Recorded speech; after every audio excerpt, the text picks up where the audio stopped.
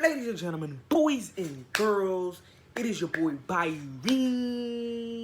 back with another banger.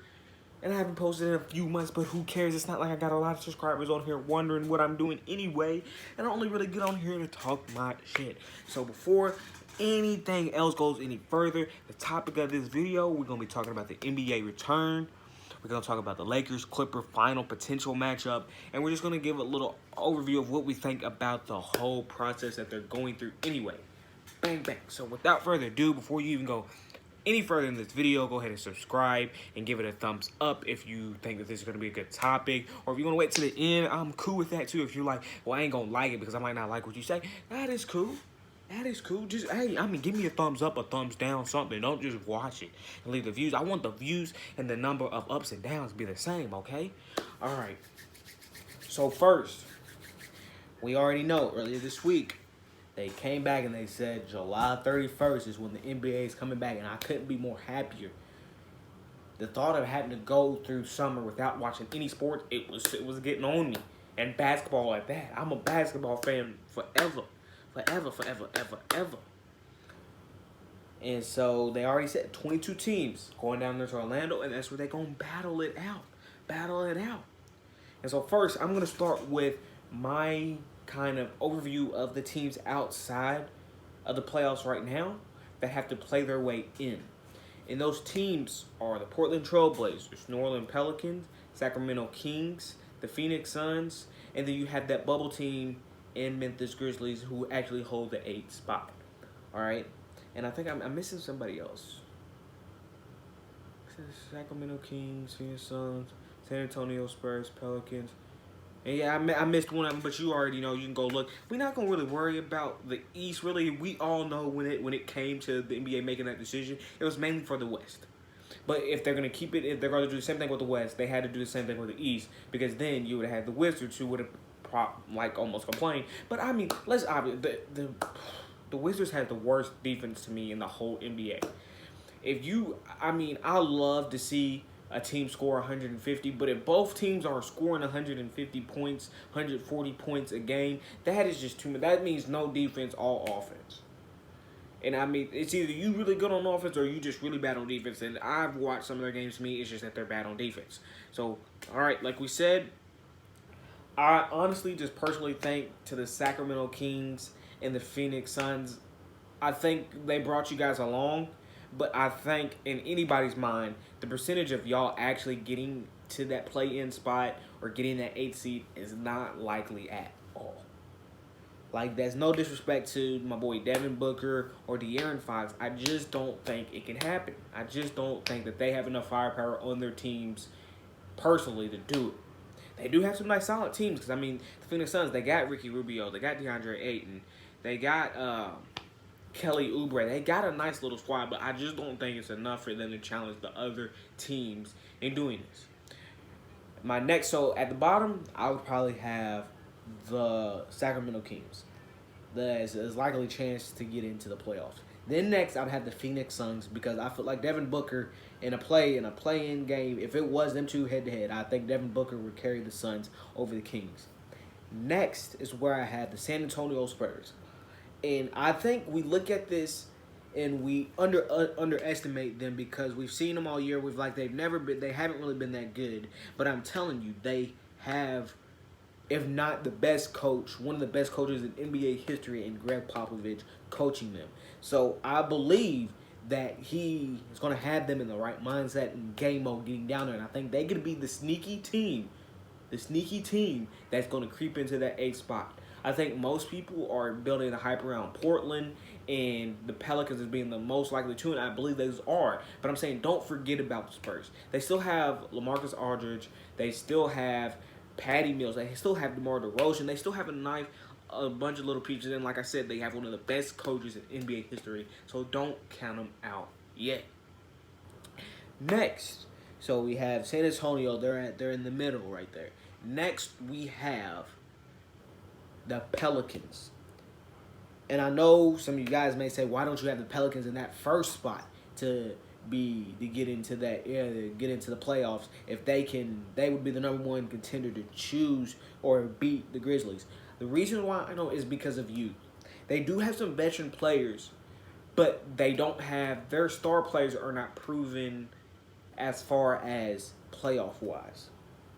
So I mean, they have Brandon Ingram. He has little to no playoff experience. Zion Williamson, he's only played 20 games this season. I mean, they do have some veterans in Derek Favors, Drew Holiday, J.J. Redick. Still, like Lonzo Ball still hasn't played a lot.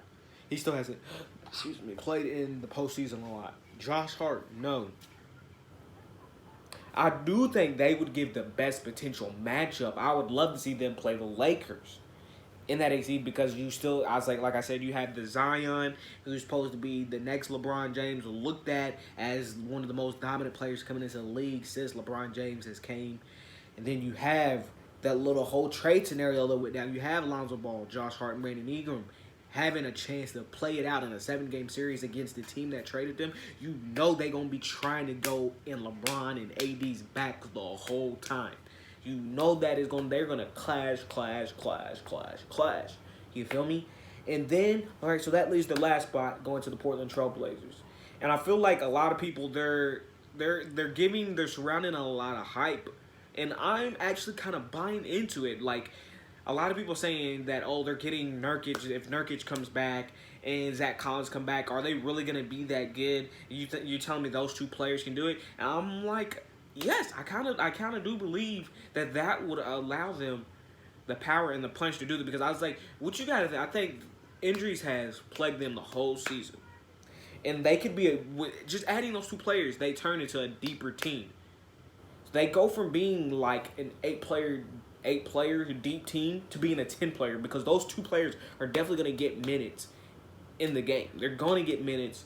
It's just a matter of getting them back to speed and getting them healthy and getting them back to, like I said, just back to conditioning, get them used to playing in the game. And I was like, a lot of people, they're forgetting, I was like, 8 games is not a lot for you to build chemistry, but I mean, you could play a couple games and start to notice what you need to change, what you need to fix, and be able to do that by then and there. 8 games is enough for you to build a certain amount of chemistry with players and with teammates and with coaches. Okay. All right, and I was like, you forgetting that they probably had, out of all the teams, if you just go player base, they have probably the most experience, other than the San Antonio Spurs. They have Damian Lillard. They have McCollum. Those two, they led their team to the Western Conference Finals last year. They have Hassan Whiteside. They have Yusuf Nurkic. I was like, that two-man punch right there for center, having Whiteside and Nurkic, boom. Now, I mean, we're expecting, that's if Nurkic is in his prime and his best player, that is very dangerous. We don't know if he's coming back, what level he's going to be at or anything like that. Zach Collins gives them an extra body. They still have a premier defender, even though he's in his later stages of his career, in Trevor Ariza. And then every time I've heard Shannon Sharpe or anybody else, like, they talking about the Portland Trailblazers, they tend to forget this guy named Carmelo Anthony. Like, I know he's not a LeBron James. He's down here, but you can't discount Melo. He's not the best defender, but my guy can get you 15 to 20 points a night on a regular basis. On a regular basis, he's going to get you that 15 and that 7 rebounds, that 15.7 rebounds, night in, night out. You know it's going to happen. Now, you will need him to show up on the defensive end if you think you're going to do anything, but I'm telling you, don't count him out. Because, there are a couple games, if they do get Nurkic and Collins back, they say they play the Lakers. Damian Lillard busts a couple 40-point games. McCollum throws in 20. Let's say Hassan, he gets a double-double. You got Melo throwing in 20 points. That's a lot for the Lakers to handle. I'm not even going to lie. I'm not saying the Lakers can't do it. I think whoever the 8th seed is, I feel like the Lakers, they're going to win. But that would be a nice matchup. I think the Pelicans and the Trailblazers are the only teams to me, even outside the Grizzlies. I haven't really watched the Grizzlies a lot this year, so I can't really be a judge of that. But I think out of any teams in that range, that they would have the best chance. But also, what I have not heard a lot of people talking about, they've just only been talking about that 8 seed. It is still capable for the Dallas Mavericks to knock themselves out of the playoffs altogether. Because you're still forgetting they have those 8 regular season games. Now, I don't know the Lakers' exact record, but everybody's saying and acting as if there's not enough games for them to lose, and it could be correct because I haven't looked at the standings, so I don't know the exact what is the amount of games between the second and the first team, or the third and the first team. But I know it's quite a few games. It's not like 2 games like that. But if we don't see it happening, but if the Lakers all of a sudden come out and go 2 for 6, does that knock them out of that first seeding? Or are they automatically at this point guaranteed the first seed? That's just a question that I haven't yet researched or really looked up into. It's just this is kind of what's been going on in my mind. Now the big question, the big topic that I've been arguing about, it's been the argument all season, and even it's coming back up now, and people are trying to ramp it up in the media to get people betting and stuff like that, is the Clippers versus the Lakers in the Western Conference Finals. Who do you got? Who's going to win? Who's the favorites? And my opinion is, honestly, I don't think you can say it's biased because I'm not a big LeBron fan, but I have to give the advantage to the Clippers. And here's why. Because we can argue as day in and day out, and you can do it for any sport, arguing that, this person or this night this team wasn't that good, or they didn't have this person, this, that, da. I was like, this is the NBA. This is sports. You're not always going to get able to play another team at their full strength, at their best ability. You have to play with what you have.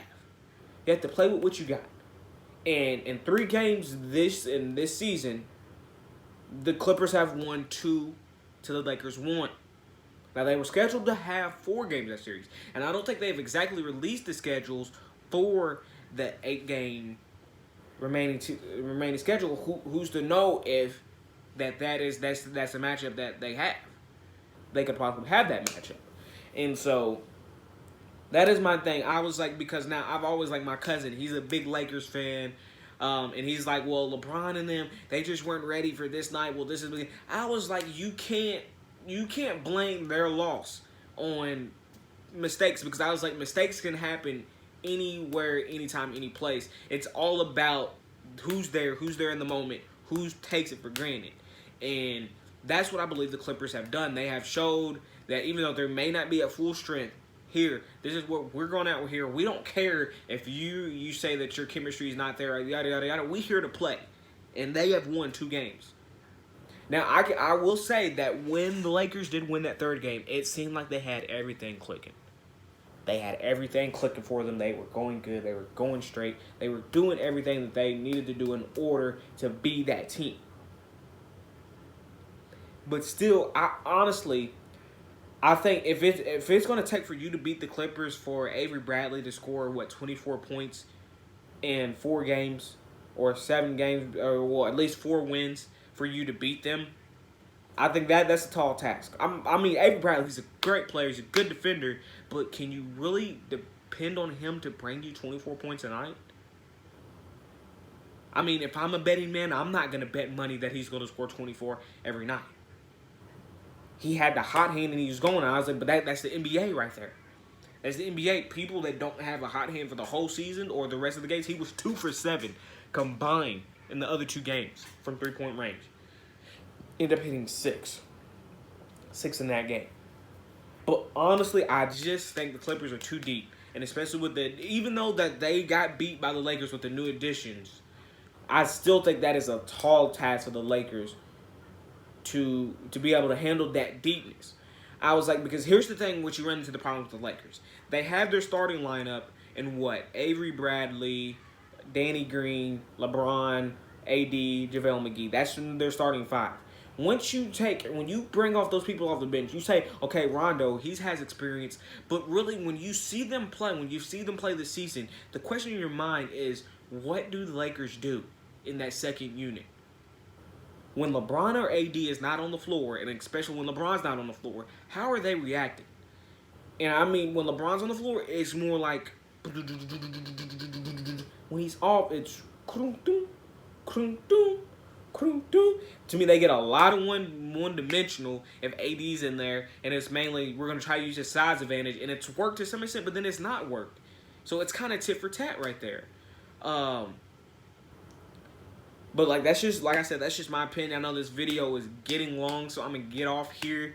Go ahead and stop this video before it gets any longer. If you watch this whole video, I mean, leave comments if you think that I should do another video, or I'll probably have another video talking about teams that are already in the standings that are qualified for the tournament. What are they looking like? What would best?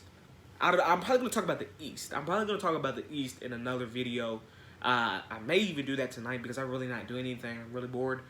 And just give my whole predictions on the East and all that types of stuff. But until then, until that next video, please show some love. Like, subscribe. You already know. It is your boy Byron, and I am out.